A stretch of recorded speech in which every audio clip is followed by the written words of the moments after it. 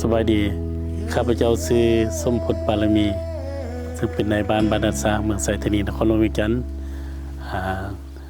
ที่อยากเว้าถึงเรื่องการมีส่วนร่วมของพ่อแม่ประชาชนเกี่ยวกับโครงการอนุรักษาสิ่งแวดล้อมอยู่ในเขตบ้านห้วยยางของบ้านนาสร้างของเฮาหั่น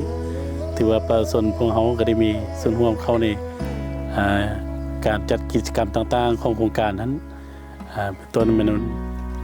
วันสิ่งแวดล้อมโลกซึ่งได้จัดขึ้นอยู่โรงเรียนปฐมสมบูรณ์บ้านด่านสร้างของเราในวางต้นปีเนาะแล้วต่อมาประสบของเราก็ประกอบส่วนในการเป็นต้นก็เป็นการจงดินอยู่แคมห้วยยางนี้ให้เป็นถนนหนทางอยู่ในแคมทางแคมห้วยนี่ประมาณ8 เมตรเนาะแล้วก็ได้อนุรักษ์รักษาบ่ให้มีการทิ่มขี้เหงื่อหรือสิ่งเปื้อนบ่ทำลายธรรมชาติอยู่ตามลำห้วยอย่างนี้บ่มีการทำลายหรือปล่อยสารเคมีลงใส่น้ำห้วยสิ่งเปื้อนสิ่งอะไรเพื่อเป็นการอนุรักษ์รักษา